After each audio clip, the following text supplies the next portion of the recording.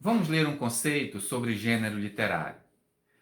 Conjunto de características que permitem classificar uma obra literária em determinada categoria.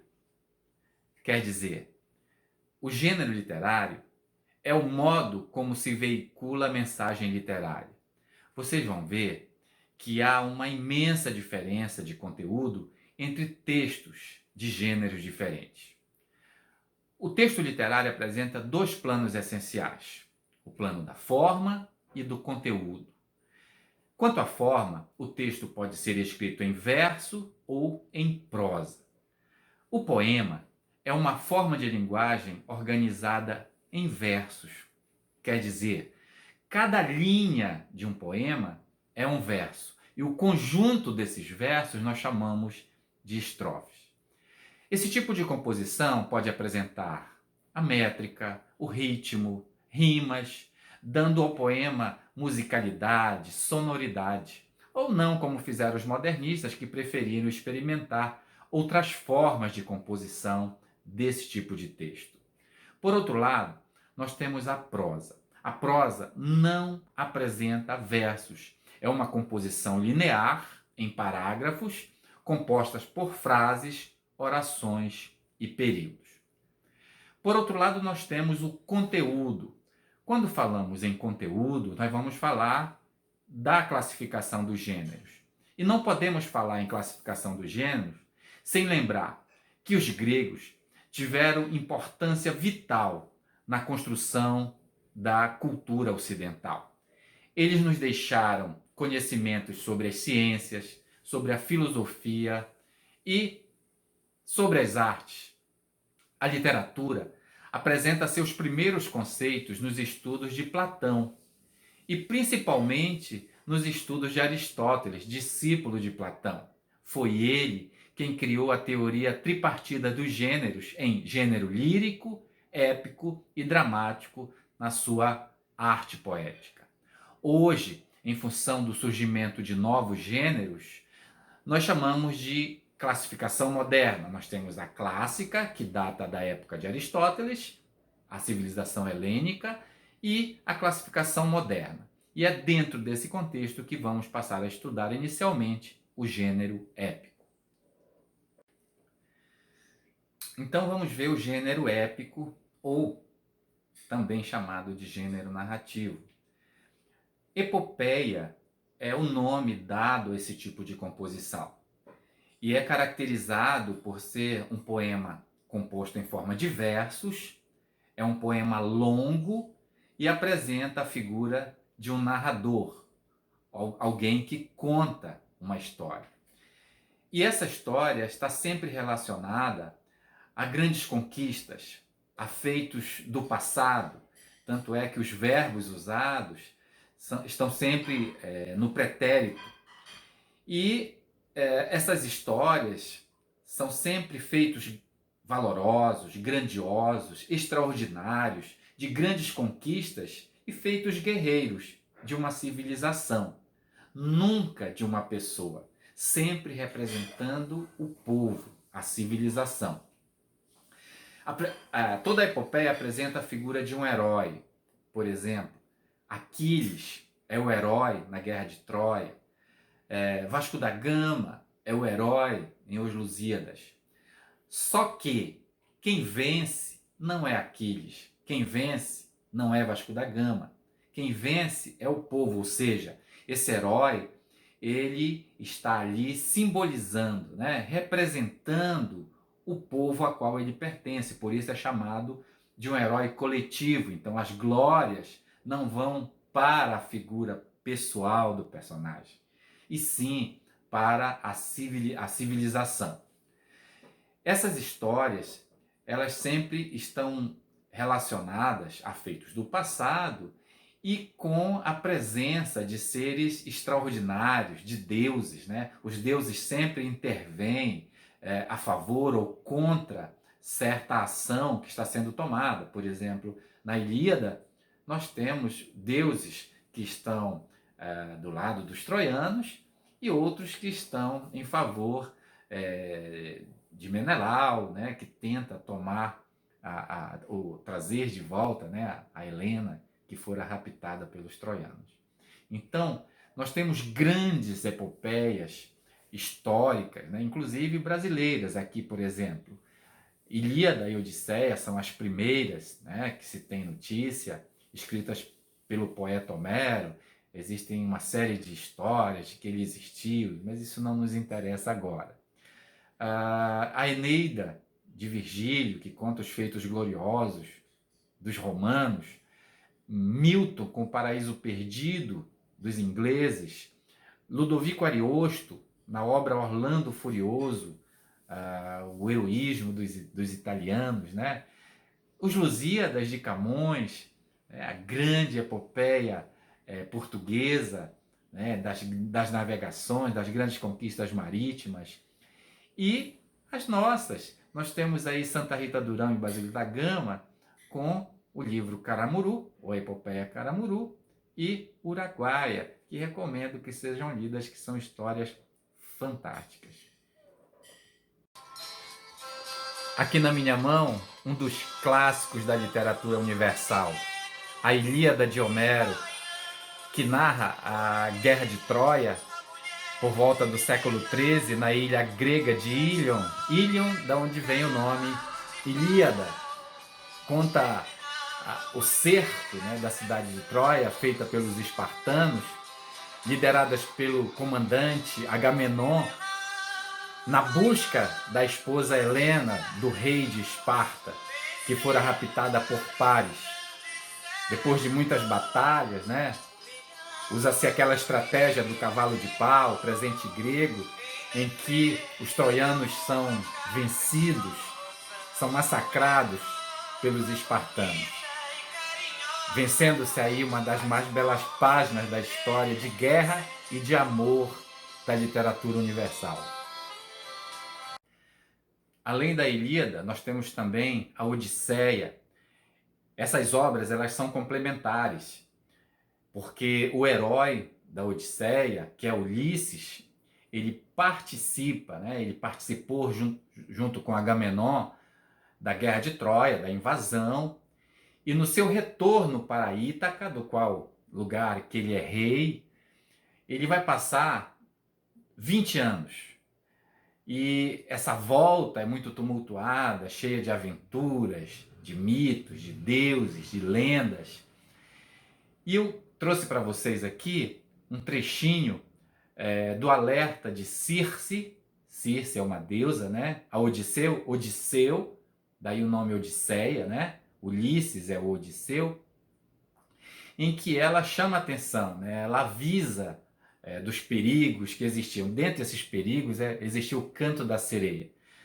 Ninguém poderia se deixar seduzir pelo canto das sereias, que a pessoa seria morta. Então esse trecho traz exatamente essa informação de como ele deveria fazer para não ser tomado, né, por esse canto inebriante das sereias.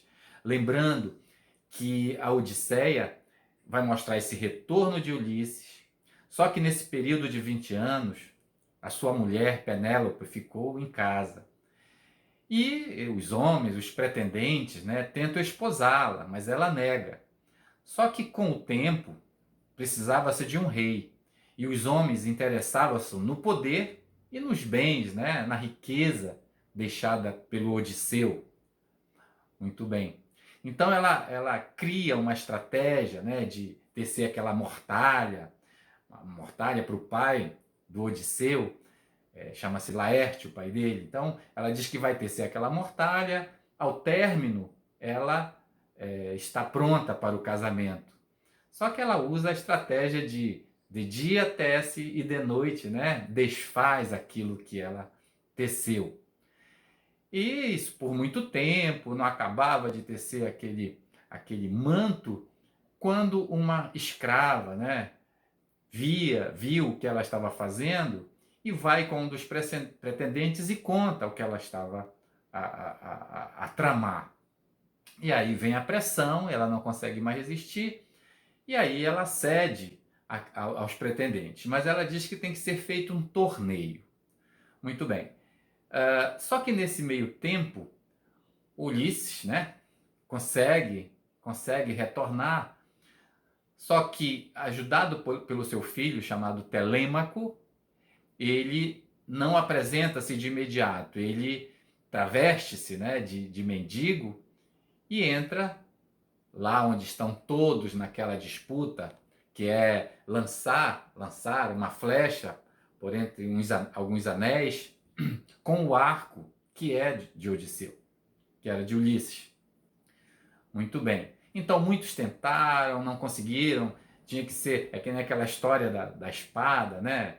A espada que só mesmo um homem valoroso, grandioso conseguiria tirar, que existe na história do rei Arthur. Assim é com o arco, só um homem valoroso. E tem um detalhe, Ulisses não é um deus, ele é um homem comum. Isso é interessante também, porque na maioria os heróis são homens descendentes dos deuses, são homens imortais, mas no caso dele não, ele é um homem comum. E assim foi feito. Aí chega o mendigo, consegue dobrar o arco, e naquele momento ela percebe que o marido tinha voltado para casa. E num gesto de fúria, investe contra os pretendentes da esposa, mata a todos, né?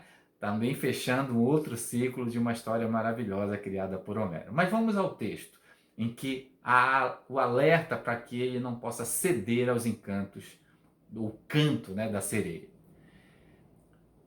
Encantam todos os que porventura passam por elas. Quem inadvertidamente se entregar ao canto delas, nunca mais retornará ao lar. Nunca mais cairá nos braços da mulher. Não verá os pequerruchos nunca mais. Elas enfeitiçam os que passam, acomodadas num prado, em torno, montes de cadáveres em decomposição, peles presas a ossos. Evita as rochas. Tampa com cera os ouvidos dos teus companheiros, para não caírem na armadilha sonora. Se, entretanto, quiseres o mel do concerto delas, ordena que te amarrem de pés e mãos ereto no mastro, que o nó seja duplo. Entrega-te então ao prazer de ouvi-las. Na verdade, ele queria, né, sentir o prazer desse canto inebriante. E ele segue o que Circe disse para ele. Ele é amarrado em um mastro, né, com cordas, com nós muito apertados, é colocado cera no ouvido dos seus companheiros, no dele não, que ele quer ouvir. Conta, na leitura, que no momento em que ele ouve aquele canto, ele grita, ele pede para que o soltem, ele quer se entregar àquele prazer. Essas histórias são cheias de símbolos, né, de códigos. Então, aí está um homem virtuoso, né, que resiste, que não se deixa levar pelo encanto, pelo simples prazer. Ele tem que retornar ao lar e assim por diante. Agora vamos falar do gênero lírico. Lírico vem da palavra lira. Lira era um instrumento musical de cordas que servia para acompanhar esse tipo de poesia. A poesia, originalmente, acompanhada por instrumentos, era feita para ser cantada. E essa forma de fazer poesia vai perdurar até o final da Idade Média. Aparece para nós, na língua portuguesa, nas cantigas de amor, nas cantigas de amigo. O que caracteriza a poesia lírica é a presença de um eu poético. O texto sempre vai aparecer em primeira pessoa, em que a pessoa que fala manifesta suas emoções, seus estados de alma, suas emoções. É uma poesia marcada por um profundo sentimentalismo, onde se manifestam a saudade, a dor, a tristeza, o amor.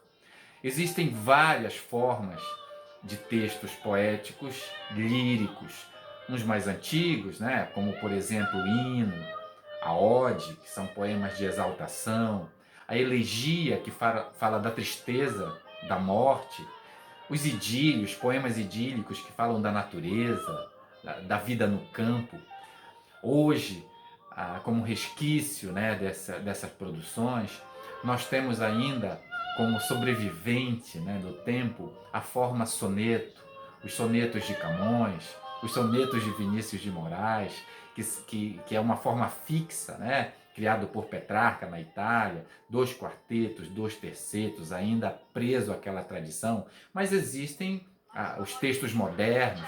Daqui a pouco vamos ler um texto da Cecília Meirelles, onde você vai ver a despreocupação formal, se afastando um pouco daquilo que foi o soneto durante a história da literatura. Esse tipo de texto deixa e marca profundamente as impressões da alma do poeta, né? E, em geral, esse tipo de composição é construído em forma de versos, tá? A poesia, né, originalmente começa com essa ideia do sentimento através dos versos. Mas hoje nós temos a prosa poética, que será assunto de um outro momento. Agora vamos ler um poema de Cecília Meirelles, um poema lírico chamado Motivo. Eu canto porque o instante existe e a minha vida está completa. Não sou alegre, nem sou triste, sou poeta. Irmão das coisas fugidias, não sinto gozo nem tormento, atravesso noites e dias no vento. Se desmorono ou se edifico, se permaneço ou me desfaço, não sei, não sei. Não sei se fico ou passo. Sei que canto e a canção é tudo. Tem sangue eterno e a asa ritmada. E um dia sei que estarei mudo. Mais nada.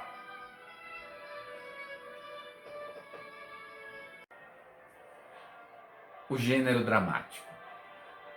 A principal característica desse gênero é a ação que se desenvolve diante de um espectador. Sem agora a interferência, né, da pessoa que fala. No gênero lírico, o eu lírico. No gênero narrativo, o narrador. Agora não. As personagens agem e falam diretamente com o público. Quer dizer, é um texto escrito para ser representado. Para a literatura, a leitura basta. Mas, para esse tipo de texto se realizar concretamente, ele tem que ter o seu fim com a representação. Então, os atores, dentro de um espaço cênico, que é o teatro, né, o palco do teatro, e dentro de um espaço de tempo também, manifestam essas ações diretamente para um público espectador. Esses textos são escritos, ora, em forma de monólogos e, na sua maioria, com diálogos. Os principais subgêneros do gênero dramático são a tragédia, a comédia e o drama, né? A tragédia e a comédia são exemplos de dramaturgia criadas na Grécia Antiga. A tragédia, existe um herói também, apesar de ser uma tragédia, só que os heróis desse tipo de texto, eles não têm, eu diria, emoção, eles não se arrependem, eles já nascem predestinados à dor, ao horror, ao sofrimento. Um exemplo bom para a gente entender é a história de Édipo Rei. Édipo já nasce predestinado a matar o pai e casar com a mãe. Que horror, né? Por outro lado, nós temos a comédia, né? Com temas burlescos, com riso, com a catarse, né? Para eliminar as nossas angústias. E depois nós temos o drama, que já é uma mistura dos dois, né? O drama mistura a tragédia e a comédia, e mais tarde vão aparecer outras formas de composição teatral, o alto, a farsa, né? E lá no século XVIII nós vamos ter o surgimento de um novo gênero narrativo, que é o romance, que é para uma outra conversa. Eu trouxe para vocês uma questão do Enem de 2017, com um trecho de um texto fantástico da peça O Bem Amado de Dias Gomes, escrita em 1962. Vamos ler a questão.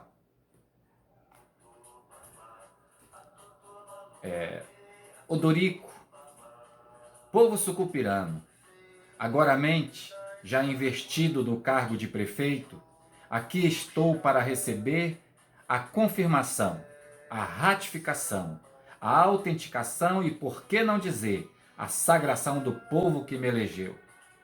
Todos aplaudem. Odorico novamente. Eu prometi que o meu primeiro ato como prefeito seria ordenar a construção do cemitério. Novamente, todos aplaudem. Continuando o discurso, Odorico diz: botando de lado os entretantos e partindo para os finalmente, é uma alegria poder anunciar que, para frentemente, vocês já poderão morrer descansados, tranquilos e desconstrangidos, na certeza de que vão ser sepultados aqui mesmo, nesta terra morna e cheirosa de Sucupira. E quem votou em mim, basta dizer isso ao padre na hora da extrema-unção, que tem enterro e cova de graça, conforme o prometido. Que beleza, né? Odorico é um político que é uma metáfora do Brasil daquela época, e por que não dizer de hoje também, né?